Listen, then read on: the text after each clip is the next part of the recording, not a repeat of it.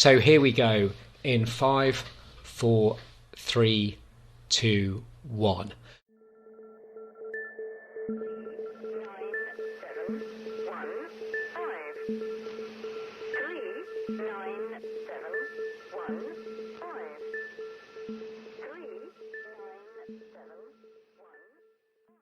Welcome to Radioflash, Armada's military electromagnetic spectrum podcast with your host Tom Withington at the controls. Now, keen-eyed readers of Armada's military communications webpage may remember an article that we ran in April that looked at tropospheric radio. As the name suggests, tropospheric techniques exploit the troposphere, which is a layer of the atmosphere up to 43,000 feet above the Earth's surface. When aimed at an angle towards the troposphere, some radio signals can jump over the horizon and can reach distances of up to 500 kilometres. Tropospheric communications are proving attractive for long-range military communications, joining their high-frequency and satellite communications brethren. But why is tropospheric radio in vogue, and what can it do that other forms of communications cannot? Well, to answer these questions and other points, we're joined today by Daniel Gizinski, Comtech Telecommunications Chief Strategy Officer, and he joins us today from California. Daniel, a very warm welcome to the podcast. Hey, good morning, and thanks for having me on. So briefly talk us through how tropospheric radio works. So great question. Troposcatter is really interesting, and I think in a lot of cases for folks that are familiar with either high-frequency radio or satellite, tropo feels a little bit counterintuitive. What troposcatter relies on is pointing a dish and sending a signal out over the horizon where it's reflected off the upper layers of the atmosphere, the troposphere. The challenge to troposcatter is only about a trillionth of that signal energy is radiated back down to the Earth off of that upper layer of the atmosphere. And so you're trying to collect a very weak signal and reassemble it on the other end. In a lot of cases for a modern troposcatter system, we're working to consolidate various bouncing and reflecting components of that signal. So sections that bounce off of a mountain range, off of the upper atmosphere, off of trees, buildings, etc., and then reassemble that back into something that looks like the signal that was originally transmitted. So our recent article on tropospheric communications looked at the British Army's adoption of this technology. But just to clarify, from what I understand, tropospheric radio's actually been around for a while. Yeah, so troposcatter was something that was pioneered really during the 1950s. As capability developed during and to support World War II. There was a lot that was done that they relied on very large antennas, very high power amplifiers, and there was a lot of signal processing equipment required to reassemble the signal on the other end. It was simply difficult to field in a small form factor and in a practically deployable capability. We saw progression in troposcatter throughout the years. The 1980s saw quite a bit of progress, and we have systems like the U.S. Marine Corps Track 170, the TRC 170 system that was fielded pretty broadly throughout the late 80s and into the 90s. That represented a huge reduction in size, form factor, relative deployability. And that's a trailer-mounted system that still has a fairly large aperture dish, still requires quite a bit of support. In the last few years, what we've seen is with modern communication techniques, modern processing capabilities, we're able to bundle a lot of that historical capability that required huge amounts of infrastructure into much smaller form factors. And so I think you're starting to see a little bit of a resurgence in interest as new capabilities allow for that to be brought into a much smaller package. It's funny you mentioned those legacy systems, because in my research I saw some amazing photographs of these very large sort of concrete structures that were used for NATO tropospheric communication systems. They're very large, unwieldy, fixed systems. And I wondered if that complexity, let's call it, was part of the reason perhaps for it, tropospheric seeming to sort of fall out of favour a little bit before this renaissance that you've talked about. So I think there's definitely a couple of things that are true, and the first is the size and the infrastructure requirements definitely limited the amount of use that troposcatter was relevant to. I think in a lot of cases a modern command post operates under the assumption that they have to be able to set up and relocate relatively quickly And those legacy troposcatter systems were really challenged. You're putting something there that's big, permanent. It requires a lot of man hours to get it in, up and running, and then take down after the fact. And so I definitely think there's a degree of that. The other thing that's true is I think for a long time, systems like the Track 170 have been out reliably being used. They've gotten kind of quiet upgrade programs over the years. But in a lot of cases, there's very little buzz around a system that's working well. And so it's providing a key capability. It's working effectively.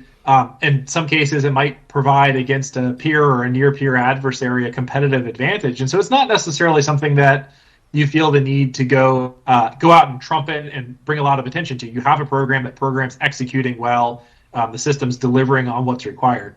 Inevitably, as time moves forward, and you're able to build these systems that potentially support multiple frequency bands. They support a little bit of frequency agility. They support multiple use cases where we've actually delivered systems that support both SATCOM and troposcatter, and so they're switchable between those two. That definitely generates a little bit more excitement. That's a new capability. It's a needle mover for the end user. That's generated a little bit more attention. From your perspective, what can tropospheric comms do that perhaps things like HF and SATCOM cannot do, or what can it do better, let's say?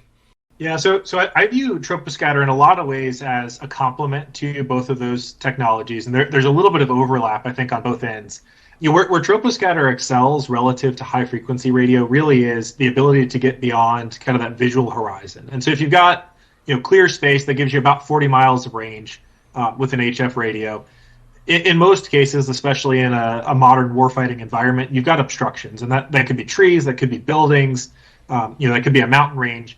And what troposcatter provides is the ability to shoot up, around, through all of those obstructions. And so in a lot of cases, HF, you'll have in and out connectivity, you'll have somewhat unreliable comms, especially if you're pushing the limits of distance. And then you're also limited to that visual horizon. Troposcatter provides a little bit more of a set and forget communications capability where you don't have to worry about things in the way. Relative to SATCOM, there's a couple of things. Obviously, you don't have kind of that global reach that SATCOM provides. You might be limited to something in the 70 mile to maybe as high as 400 or 500 miles with a fairly large troposcatter system. So you don't have that same level of reach back where you can shoot from Europe back to America. But if you want to go to another operating base 200 or 300 miles away, troposcatter's I think a really good fit for that.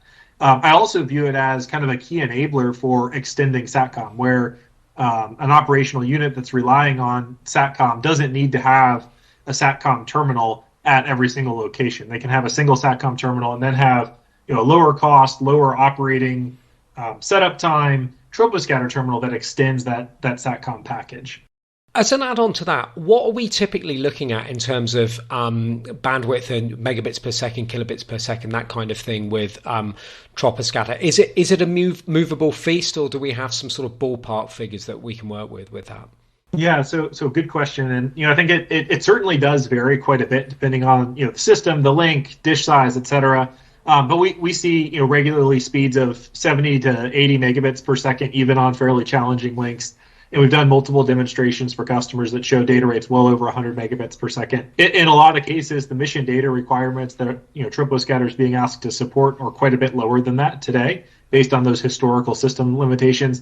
So what we're able to demonstrate is bringing additional traffic on that. That's quite a few full motion video streams, other mission data that can be passed over a link that size. One of the things that I was really excited about, we did a demonstration event this week, earlier this week out in Tampa, Florida, where we showed troposcatter both from a fixed site to a fixed site as well as to troposcatter on the move.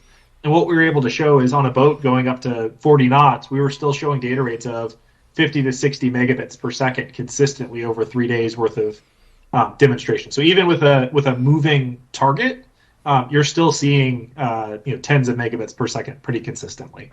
One of the applications I can certainly see for tropospheric, which I'm sure it's being used in, and along with other applications as well, is in terms of sort of theatre level operational comms between deployed headquarters. If you're going up from battalion to division, that kind of thing, and further, because of the ranges that are involved and because of those bandwidths.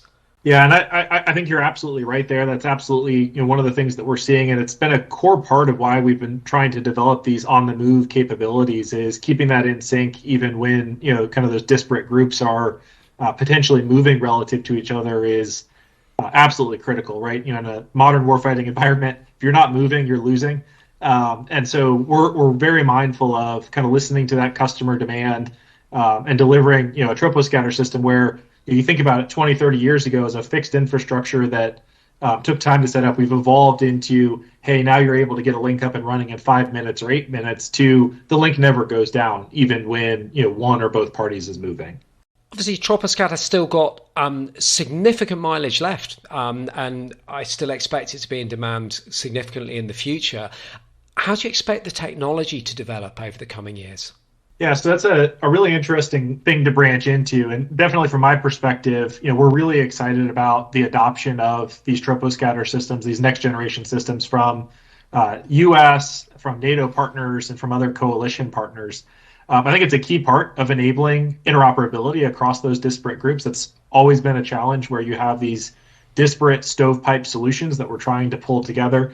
I view troposcatter as a really appropriate mechanism to allow cross-coalition forces to share information with something that they're using that's a common interoperable system. We're also looking at some non-DoD, non-MOD type applications for it, providing disaster recovery capabilities. We've worked through a couple of vignettes specifically related to post hurricane, post other major disaster, setting up a troposcatter system relatively quickly, or in some cases even having it up and running permanently in core police department, fire department, emergency response coordination environments, so that when the comms infrastructure goes down, there's already a network up and running. One of the core benefits to troposcatter that I find really interesting is it performs well in bad weather. So in situations like wind, rain, snow, where a satellite link might take a 500x or 700x performance hit, troposcatter actually increases the throughput because you're getting more of the signal reflected.